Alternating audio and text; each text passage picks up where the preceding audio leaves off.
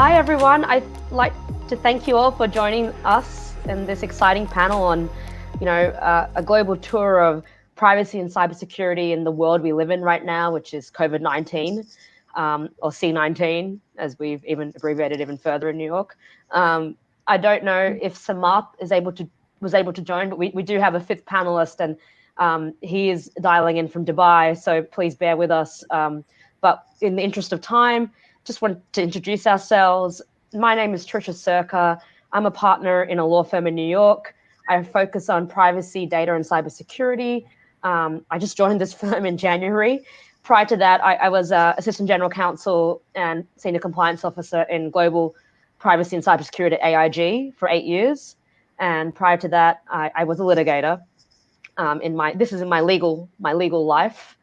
And I will just go down the panel. The next person I'd like to introduce is my fellow panelist, Chris Ghazarian. Yeah, thank you, Trisha. So I'm Chris Ghazarian, General Counsel of DreamHost. DreamHost is a web hosting, domains, and cloud company. We've been around for about 22 years at this point. A couple of offices in Southern California and one in Portland, and we have a bunch of different employees all over the world. It's an in-house private role, so there's a really nice balance of legal work and business and corporate law. So a lot of things intersect, and I think I enjoy that intersection of law and business. A lot of hot topics to talk about, and a lot of good panelists here. So yeah. And Chris, you've always been based in California? Me personally, yeah, born and raised in Los Angeles. So yeah. Great. And then I'd like to turn it to my other colleague, Ines Rubio. Ines, if you'd just like to introduce yourself and where you're located. Yeah, thanks, Trisha. I'm located in Dublin, Ireland, originally from Spain, but been here for the past almost 8 years. And I am the head of information management and incident response in BSI, the British Standards Institution. And basically within my role, I lead the global practice of basically forensics and e-discovery as services. And the interesting connection to not just cyber, because it's part of other services that we do, but how we're using technology to assist in data privacy challenges and really understanding the content of data and what tools are useful to be employed to be able to get to that. So yeah, it'll be an interesting panel, and looking forward to it. Thanks so much, Ines. And I also have my colleague here from Japan, Nat Ishida. Nat, if you could just speak a bit about yourself, that'd be great. Sure. My name is Nat Ishida. I am also in-house general counsel for a commercial vehicle company, trucks basically, based in Tokyo. My career, I guess, has been in various places before I found myself ultimately in sort of this general role. I have actually worked on implementing at the time in 95 to maybe 2000, the data privacy directive in Europe. So rolling out the global privacy policy and things like that for a large company. And then when I came back to Japan, actually, I think just a couple of years ago, Japan had revised data privacy law, and actually it's in the process of revising it again in 2020, hopefully if it passes. So I guess I have gone through several iterations of data privacy laws, and you're getting old or maybe just experienced when that happens. So looking forward to chatting with you all. Thanks so much, Nat. And we do have a fourth panelist who is having some technical issues, so I will introduce him when he joins. He is dialing in late from Dubai, so please bear with us, and he will join shortly, and I will introduce him.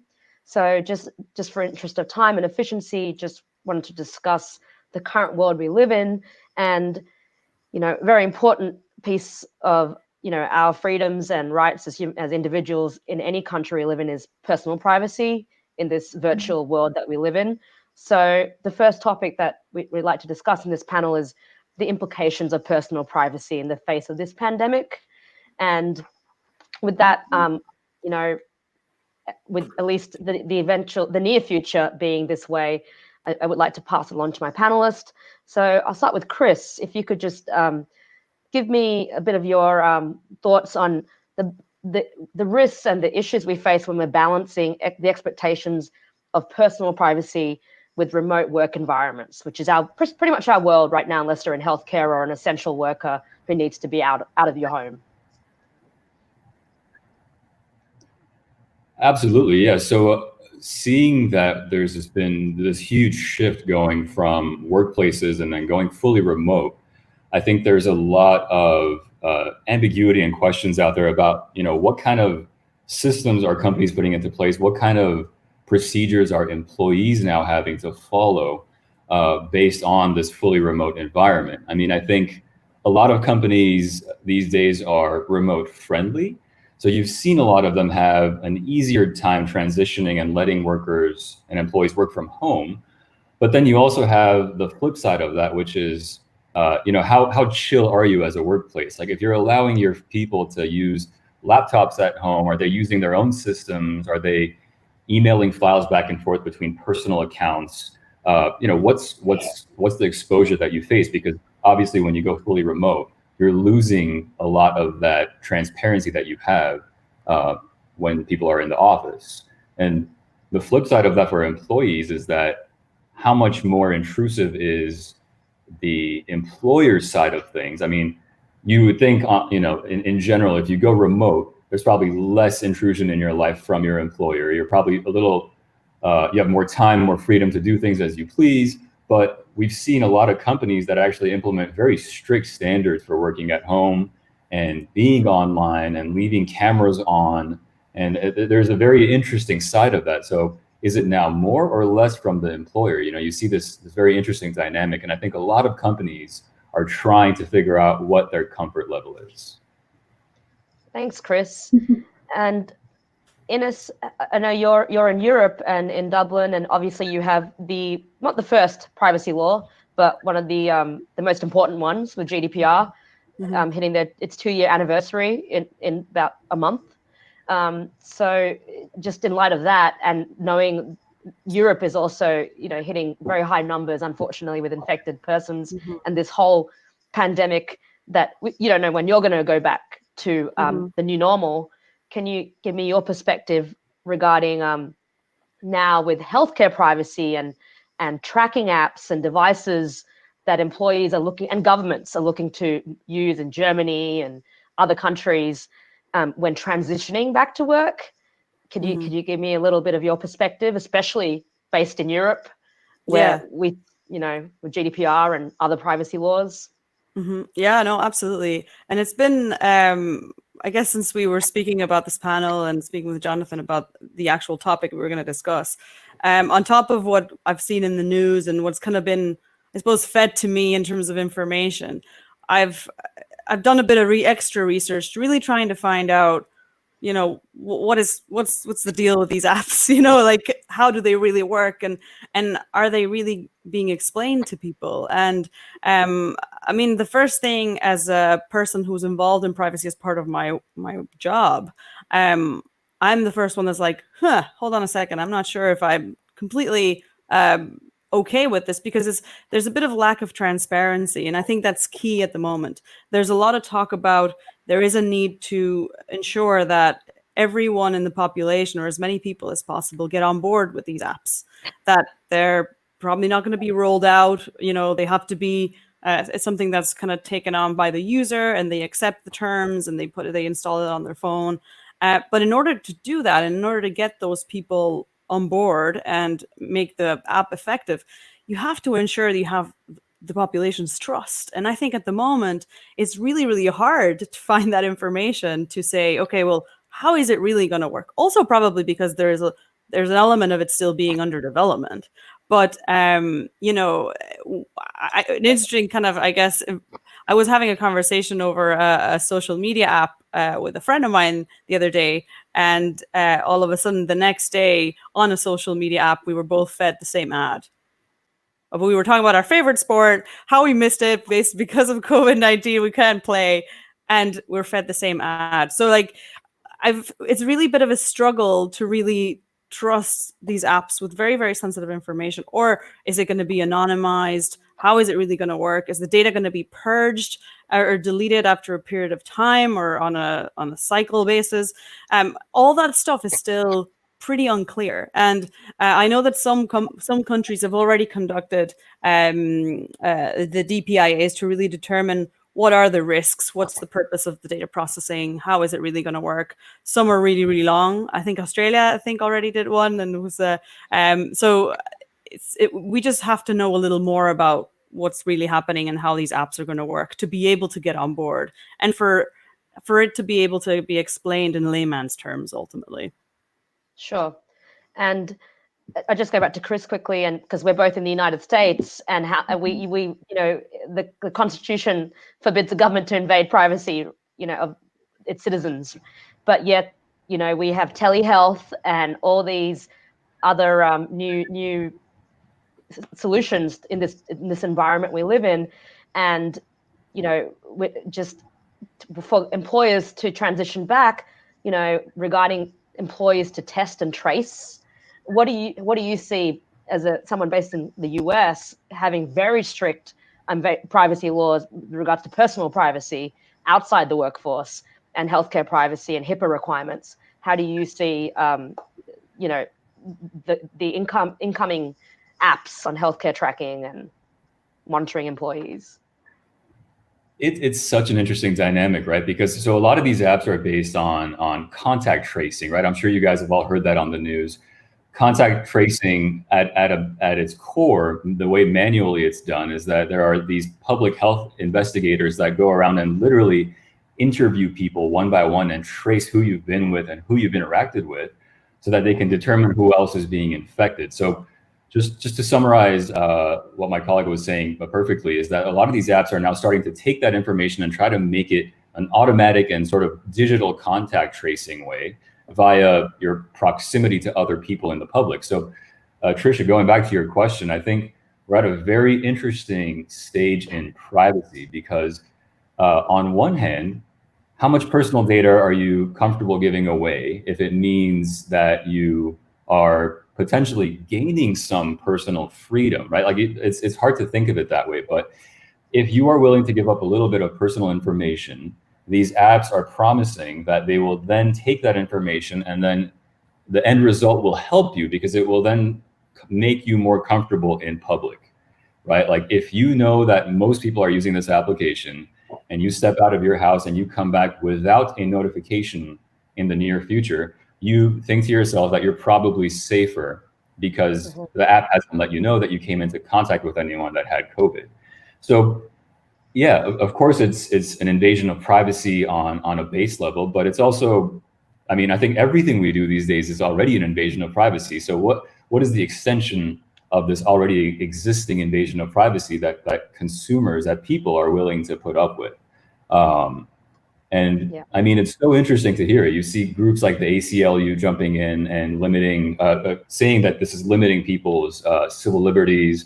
And like you said, here in the United States, it's such a huge issue for us. But again, it comes down to, is the invasion of privacy at a level that you're willing to put up with to then add to your potential health and safety? And I have no answer one way or another. I think I have my issues with a lot of these apps, but again, in the US, this is going to be a very difficult thing because you can almost be guaranteed that a lot of people are going to push back. Whereas you've seen in other countries, it's almost forced upon the people with GPS tracking, quarantining, and mandatory reporting of different statistics. So it is. I mean, you see it on the news all the time too. Just to wrap up, there's a lot of pushback from people who are basically not happy with this sort of thing. But then again, we've never dealt with something like this in the past. So how do you balance tech with people's health? It's a fascinating subject. Thanks, Chris. And I just want to turn to Nat, living in Japan, and Japan probably on lockdown for another month. Also one of the oldest populations in the world in terms of longevity. and having, you know, a high risk population too. I'd like to hear your perspective on the future of healthcare in the current environment in Japan and APAC generally, especially with telehealth. And at least you can see in the US, we have visible deficiencies in the public health system. At least New York State does, where I live, New York.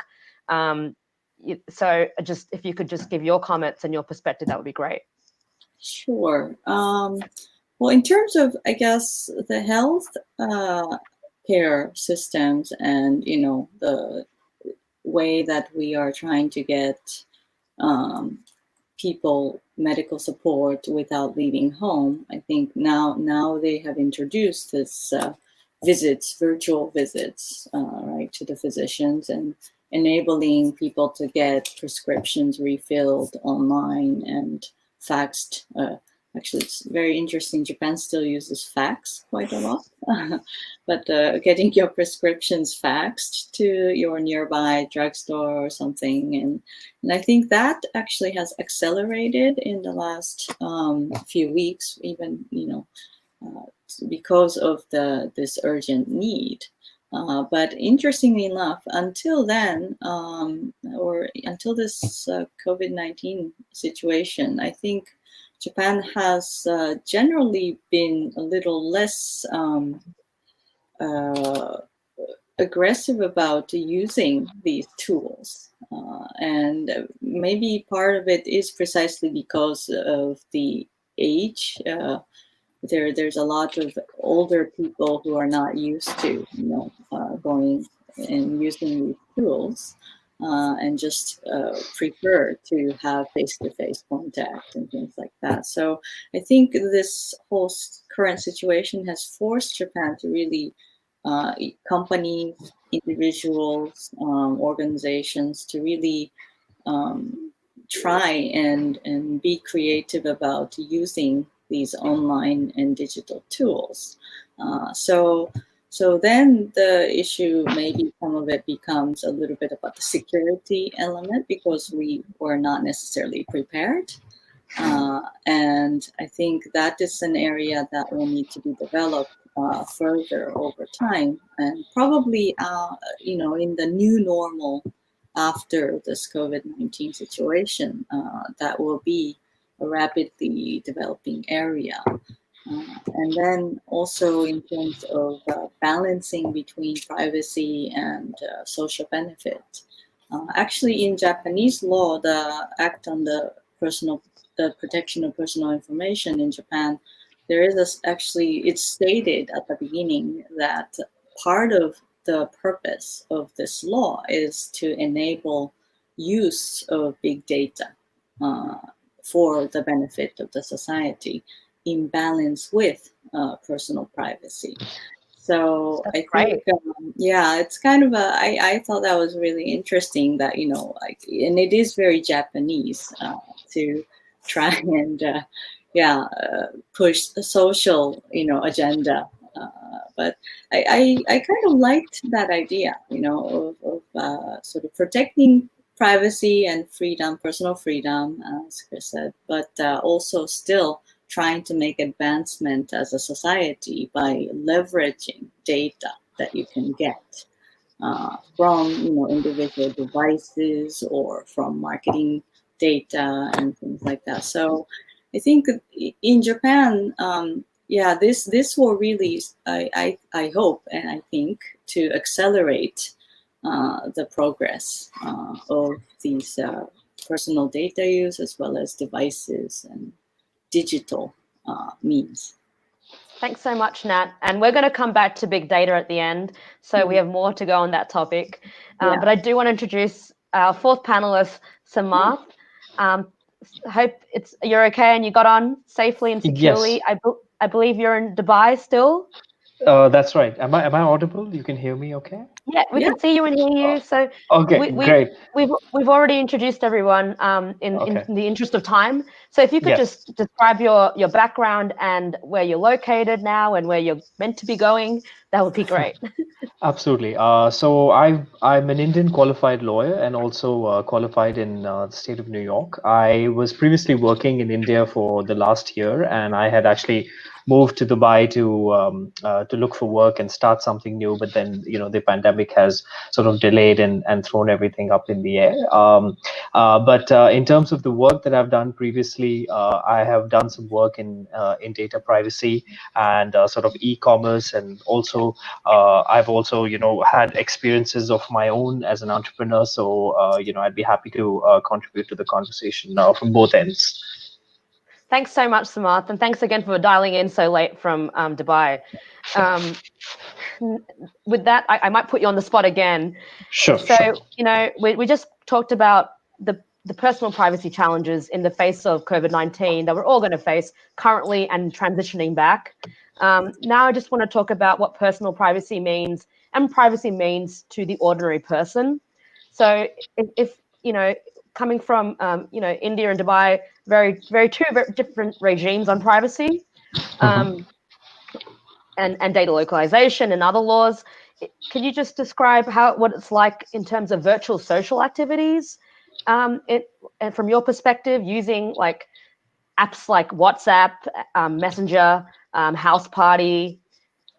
If you could just give us your thoughts. Absolutely.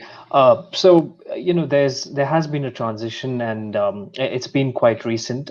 Thanks to the pandemic, everybody is working virtually, and everybody is downloading apps like Zoom and Microsoft Teams and WhatsApp in order to communicate for business. And what I've realized is since sort of the beginning of this month, when Zoom was in trouble for some of its privacy concerns and Zoom bombing and people saying that meetings are being interrupted by hackers, there has been people, there have been people who have been taking a step back from wanting to download Zoom, and that can be a little frustrating when you're used to conducting meetings a certain way. But it also raises the question that people are taking privacy a lot more seriously. So perhaps a concept that was maybe a little where it was understood as somebody just working in a room has now become a serious concern for people, that okay, if they feel that an app is not protecting their data or is susceptible to data leakages, they're actually going to change the way they've been operating, in terms of downloading different apps. And in terms of WhatsApp, I can say in an Indian context specifically, there have been some issues where human rights activists and lawyers have been specifically targeted through the calling function. So there's been some spyware where people get a call through the app, and then all their personal information is taken away. So the Indian government has tried to, with the advent of the new data protection laws and sort of the framework, try to address that scenario. Thanks so much. I appreciate that. And more to come in India. I know India's got a privacy bill on the floor that's with Congress. So that's right. there'll definitely more to come in India. With that, I will ask also Ines. I know she mentioned before about House Party and some issues that she outlined before we prepared for this presentation. If you could just give us your thoughts on virtual social activities too, and for ordinary people, what they should be aware of and the issues and the challenges they face. That happened to me a lot, because all my family and my friends in Spain were mad about a house party for like 3 days. But I think all in all, not that I have anything against House Party. It was more the story, I guess, was everybody was encouraging me to sign up to House Party, to play games with my family and my friends online after COVID happened. And I downloaded it, and I realized that it was, it was asking me for access to a lot of things on my phone. So it was asking me access to my microphone, to my camera, to contacts, and whatnot. So automatically I was kind of like, again, kind of what we would discuss, I guess, previously, was I was questioning exactly what was going to happen and how difficult was it going to be for me to switch it off, or to decide when it's going to be accessing my microphone, when it's not, things like that, which, to be honest, in some apps it's a little tricky to get, or just you kind of have to remember to do it whenever you finish working with it or whatever. So it was interesting in terms of the more human phenomenon of it. It was again, impulsiveness. It was kind of a bit of peer pressure to an extent as well. And I think that's, I guess, the message in terms of how to be aware for the person that is maybe not, super conscious of their privacy or hasn't been to this day, what to look out for. And that is, again, an understanding of how that app actually operates and what data are you actually providing. And Chris alluded to this earlier about, giving up a bit of your privacy or a bit of your personal data. At the moment, with a lot of applications, it's hard to know exactly how much you're giving away. And I think that's a bit of a problem, again, with what we mentioned earlier about transparency. So I guess the word of caution is a bit like, feel a bit empowered about your personal data. It's your own. And it's, a lot of organizations are making a lot of money because of it. So we should be a little bit, no, not a little bit, actually quite a bit aware of that and say, you know what, I think I have to protect this. And whether it's, an app for playing with games online with your family or an app to make calls or social media, it is something that has to be at the forefront of everybody's minds, just to make sure that you're protecting yourself, because as we know, and as we've been operating online for a while now, once it's out there, it's out there. So, people have to be very mindful of that. Same goes with uploading pictures and putting comments on Twitter and all that kind of stuff. So just so people are aware that, this is something they're entitled to and that they have to protect, and that not all the organizations out there want to protect it, basically. Absolutely. And that's a nice segue to Chris. This is for you, and also the kind of work you're involved with cloud-based solutions. Like for ordinary people who don't have work laptops, who don't have work phones, who are using personal laptops, and personal tablets and phones and public cloud solutions. What are you seeing? Are you seeing in terms of, especially the US, and I'm sure your business is global, but what does it mean to the ordinary people for you and the people that you market to? Yeah, it's a pretty big deal, because you have, like you said, you have so many people who are now at home, but maybe their workplace did not provide them with a laptop or a computer to use at home. Maybe they're being asked to use their desktop or laptop at home. I know very few people these days who have a separate business cell phone, right? Almost everybody uses the same phone for work and personal reasons. So there's a lot of overlap between what you do for work and what you do on your private time.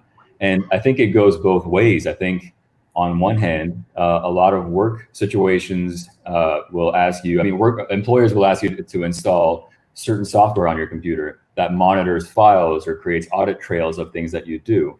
But you have to understand that you're also exposing all of your personal information and all of your own personal files to that software if you're allowing it to be on your computer and access certain file databases.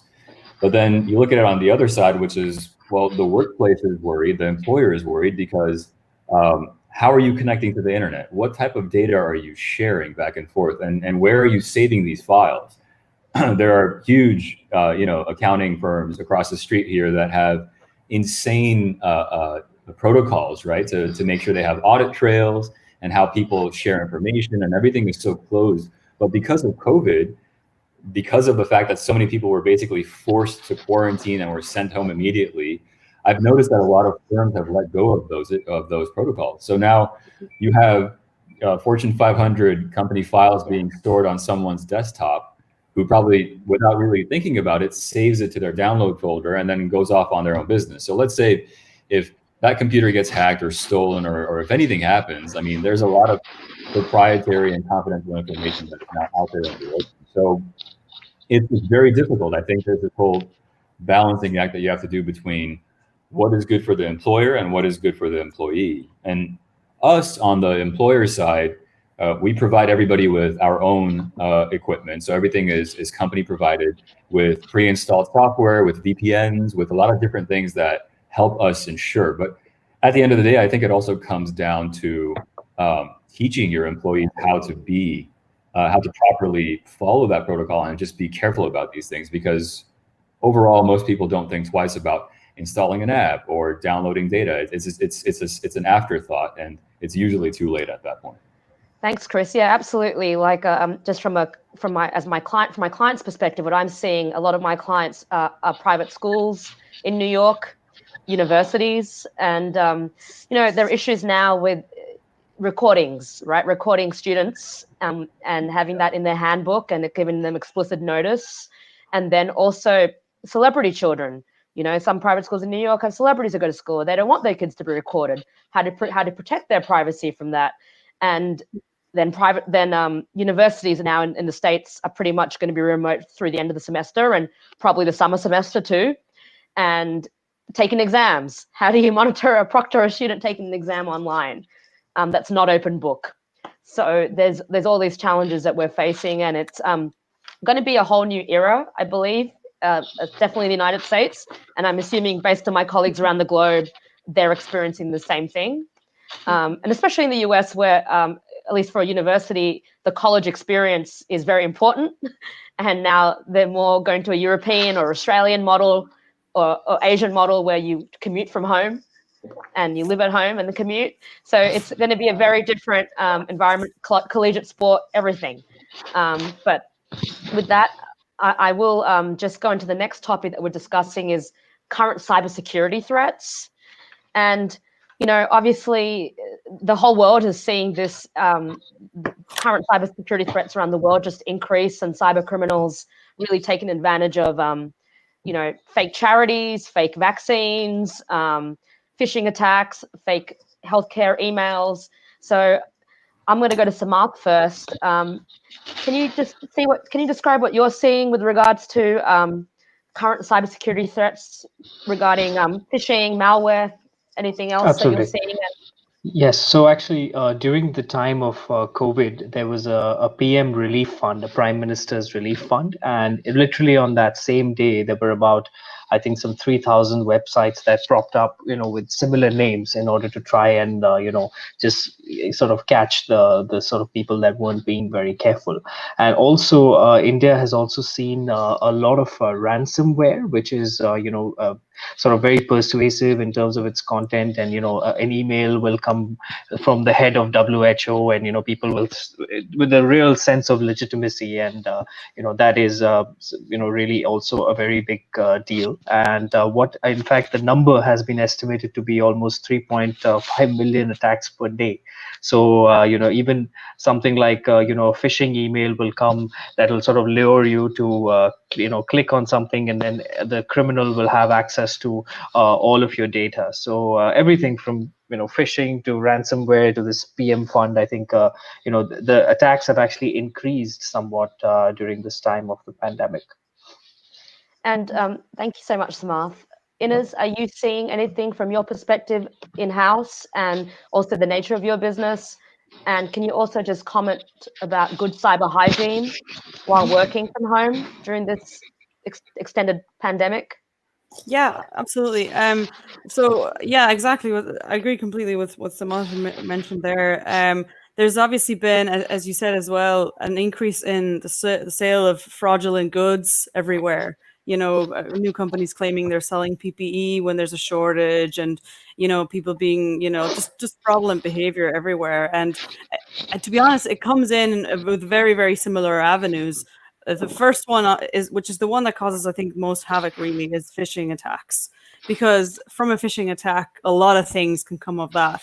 And I think the main risk is really that identification of, as Marth mentioned, an intruder being in your environment, whether that is somebody's mailbox, and then identifying other mailboxes, sending emails internally, sending emails out en masse, then deleting them to remove the trace, and then basically kind of finding out habits of people and identifying who's who, and having access to that is obviously very valuable for an intruder.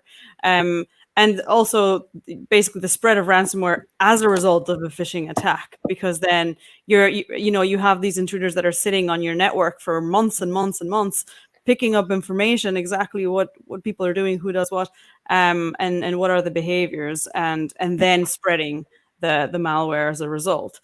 Basically trying to hit you when you're most vulnerable. and trying to be as sophisticated as possible. In terms of cyber hygiene, I guess it really should be the same if you're at home, if you're in the office, anywhere that you are, if you're working from a cafe occasionally. And there's a number of things that are really, really important. The first one, considering not just your digital hygiene, but also your physical. So if you're in an environment, and as we are now, a lot of people are sharing their apartments with somebody else, or you have to be aware of what you're sharing, your screen. Are you locking your screen all the time? Or do you have a privacy screen if there is a need for that? So not just the actual digital, but also the physical security is a very important factor. In terms of digital, I mean, there are a few things, obviously, again, mostly related to phishing attacks. If you receive an email from an unknown source, just ensure that you're looking at the domain name from which you're receiving it from. Usually phishing emails have a lot of urgency within them. So somebody's asking you for to do something. So there's an action, there's a call to action. More times than not, there is. There is also usually links. So look out for short links versus actual links, but also hover over the link to ensure that it actually matches and looks like a legitimate email, not email address, but a URL, hopefully with HTTPS and again, the domain name, which is what comes from the linkedin.com or whatever, that actually looks like a legitimate email address. In the event of any single doubt, flag it with your IT department before you click on anything, before you send it to anybody else. Obviously, attachments as well are a big no-no when you're unsure if an email is legitimate or not. But basically, employees are the biggest asset of pretty much every organization. And they're the front line of defense as well when these things come in. So it's so important to train staff to know what to do. So planning has become such a big topic for me in the past couple of weeks, month or so, because planning would helped for those organizations that already had a business continuity plan in the event that they had to have staff working from home. If they had planned that, they couldn't access the office, or people just were unwell, or whatever that case might have been, if they had a plan for when there is a potential incident or data breach, they know what to do, they know who to call, they know what the protocols are. And same if there is a suspicious email, if they have the tools in place to obviously use the technology to avoid that from happening and for it to be stuck in a firewall, etc. But also if it does come through, to make sure that people actually can recognize it and give them the right tools to do that. And that usually comes in the form of training for security awareness, which I think to this day is a very, very valuable tool to give your employees. Absolutely. Thanks so much. Absolutely. Training is essential, and, testing also is essential. It's very hard to get a 0% click rate. That's what we all aspire to. I don't know if anyone who does it consistently, but our employees are our biggest assets. And Chris, I just wanted to turn to you quickly before we go into the next topic. Are you seeing any new cyber threats in the face of more e-commerce, telehealth, virtual work, virtual school and colleges? Can you, from your perspective?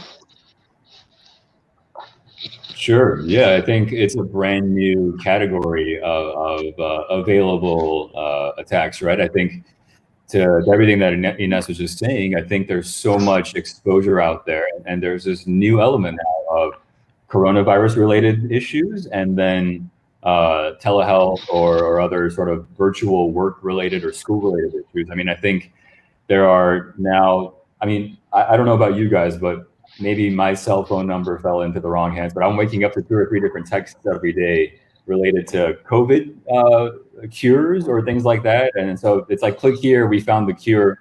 Only 100 people can get the first doses.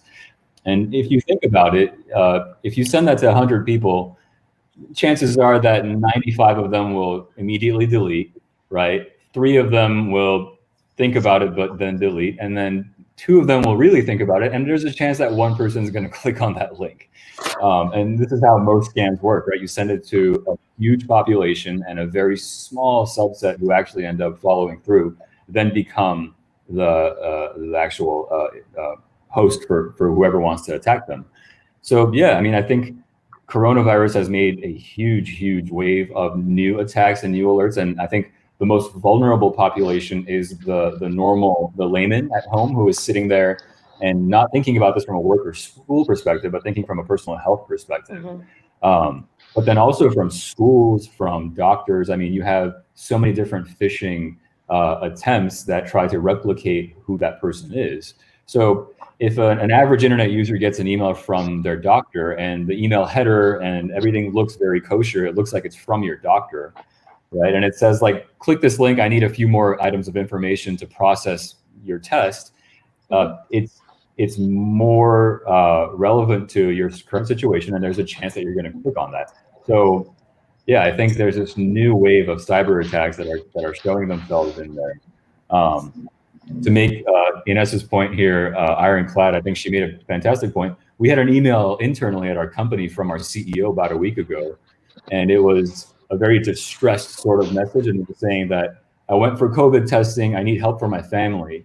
If you can please send me a $100 gift card and just Slack me the number so that I can use the gift card immediately.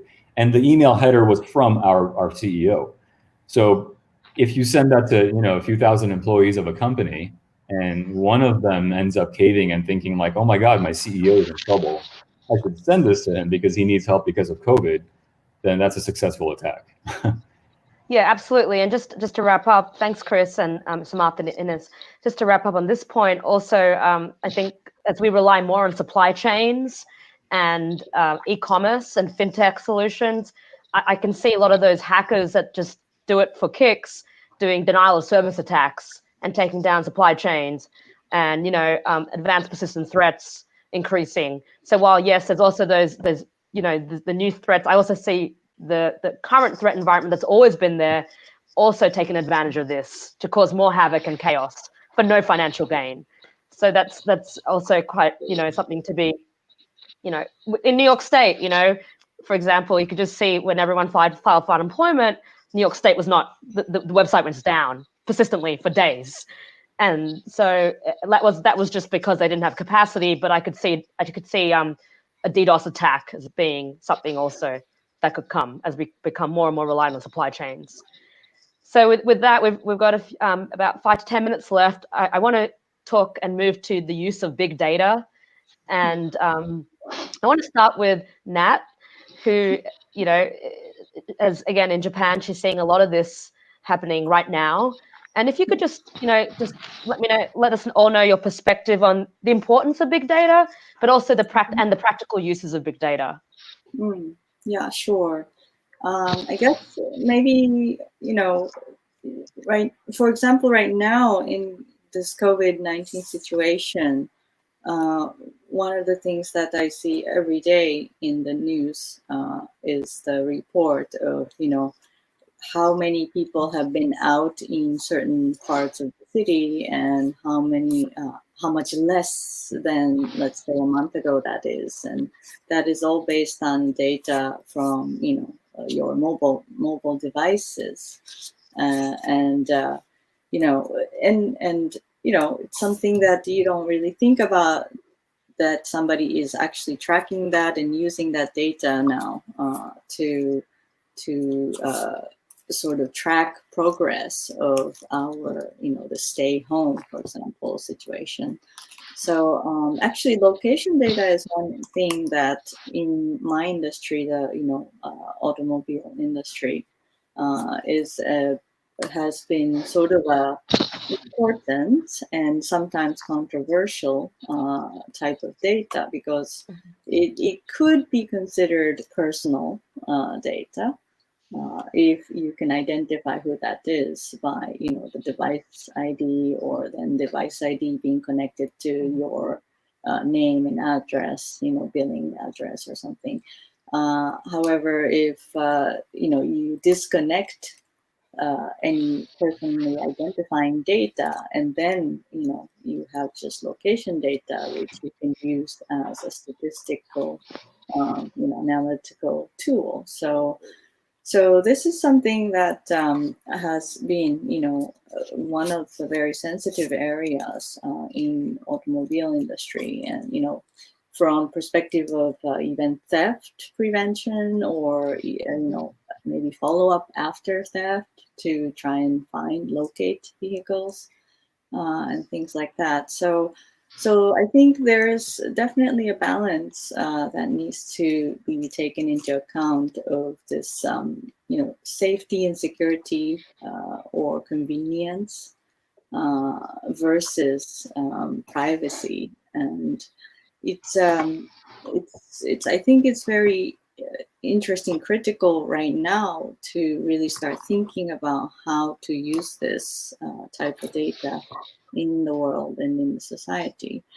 And I think big data in the sense of marketing, of course, right now everybody's using their tablets and PCs to connect with your friends on SNS, and that also generates a lot of data, which may not be directly tracked to you as an individual, but as a big data, it is very useful as marketing, and you can get more targeted marketing over time. So I think, and this helps the development of, the economy and advancement going forward for companies and government even. So I don't know, it's I think we have to be open to good utilization of this type of data while making sure that your privacy and your space, your personal space, is protected. So absolutely. Yeah, I guess I'm sure this is happening everywhere, but another practical use I could think of is also precision medicine, right? For like patients that are like intensive care. I could see big data being very beneficial right now, seeing the public healthcare system, how that could be used in a very secure and safe way in the future too. And Samarth, I don't know if you had any other comments regarding the importance, the uses and the challenges of big data, if you want to share your thoughts. Yes, absolutely. I think I could speak a little to some of the challenges that big data in the Indian experience has seen. There have been data collection issues typically. So going from sort of collection to the decision. Maybe people have said that first there should be a decision and then think about collection, but often it's the other way around that is happening. Also, and as a result of that, there is very little quality data that is there. So you might have data from all of these large-scale surveys, but their reliability and sort of their volume is often in question. So maybe people have said that there's a dearth of data scientists in India, where we need to perhaps have these large-scale training programs for people to understand what exactly big data is and what is the scope of big data. Then there's also a related debate about is it okay for the government to consider this kind of data as a public good, or should it be a private good? And so I think there's a lot of concerns with regards to big data in India. And I'll just wrap up and go to Chris, since he lives in California, and the Ccpa, which hopefully everyone anticipates will come into effect in July 2020, with all that's been going on with Alistair McTard and in the US. Basically a lot of this was born out of big data and the issues with big data and data analytics and data companies using the average resident's data. So from your perspective, with Ccpa probably coming into effect on July 1 in 2020, could you give us your perspective regarding big data and the challenges and balancing the challenges and the good of big data in the US? Absolutely, yeah. So I think, Nat summed it up quite nicely in terms of all of the exposure and what big data has done in terms of good and bad. But I think, it's important to note that big data has been, I guess, villainized in a way, and there's a lot of negativity that is associated with big data for good reason. But it's important to remember that a lot of the technology, the convenience, the life improvements that we have because of these advancements is due to big data, is due to gathering this data and processing it and using AI to improve our lives. So I mean, I think if anybody here, which I think most of us are invested in the Google ecosystem, you use Google Maps, you use Gmail, you use cloud storage, you use their Drive, you watch videos on YouTube. There's so much that you do. And if you think about it for a second, arguably, it's all free. You're not paying for most of this service. So I don't know who said this, but there's a very famous quote that says, if the product is free, then you are the product, right? So in all of these cases, it depends on how much you want to give up of your data. And I think big data has been villainized, again, for good reason in some situations, but there's a lot that is good. It's just that we as consumers have to make sure to keep these companies in check, because for a long time, a lot of companies have gone unchecked with the amount of data that they farm in and then they sell out to other companies. Now, you asked specifically about CCPA and what I'm seeing there. I think, for me, CCPA is an interesting beast along with GDPR. I think that the essence of the law, the intent of the law is there, but I have seen way too many companies figure out ways to work around these regulations or to put up very convincing, images of what they're doing to help the public with data and with privacy. But as coming from our company, from DreamHost, who we've had privacy at the forefront for consumers since the beginning of time, it's interesting for us to see that dynamic. I mean, I think it's one thing to say that you care about user privacy and you want to protect it, and then it's another to actually do that. But I don't know how many people actually read terms of service agreements when you're opting into a service. Or I always joke with my friends, because when we're ordering, let's say, Domino's pizza on the app, sometimes it'll ask you, like, place an order and agree to the terms of service. And I always have a heart attack because I'm like, no, don't do that. Like, what are you doing? I draft them, so I like to, I think of the audience before I draft them. Like, I really put myself in that. I don't draft all the terms of service. I know Apple's terms of service, you need a Bachelor of Science degree to interpret it. That's what they said. Yeah. But like, we hope, like, I take a practical approach, and I hope other fellow practitioners in-house and outside counsel do the same. But completely agree, Chris. Yeah, and I think that's just what it comes down to. I think if you go ahead and actually sit down and read some of these terms, you'll see that most companies are still doing a very similar type of data harvesting and data sharing. It's just that they make you feel better about doing it. So do I have high hopes for CCPA? I do, but again, I think it's going to be similar to GDPR, where we saw a lot more, dare I say, unreasonable responsibilities put on true companies who actually already protect the data, but then are offering very easy ways for a lot of companies to make it look like they're helping, but there's really nothing going on in the background that is protecting your data. So it comes back to you. Are you willing to give up your freedom, your convenience? And if you are, how far are you willing to take it to then protect your privacy? And I think that was, I'm just speaking on my behalf, not on my company's behalf or anyone else's. I think CCPA was really to give people notice and choice before they opted in or expressly opted out to, a Facebook or a Google, or just not just naming them, but other companies too, and other big data companies. So it'll be interesting to see how the landscape changes in the United States, at least the CCPA. I know that, again, California's Attorney General has not sunset the law, and the law is still probably going to go into effect very soon. So, right. But with that, I think we've passed our allocated time of 7 p.m. Since we started late, the hosts have told me I've got about 5 minutes. If you have any Q&A for our panelists, now is the time to send it in the event chat. And if not, I'd like to thank you all for joining, all the participants and all our panelists. I hope you're all safe and healthy wherever you are. And, I hope we will all fight this pandemic together as a global effort. So thank you again for your time and listening to us. Thank you. Thank you. Thanks very much. Appreciate it.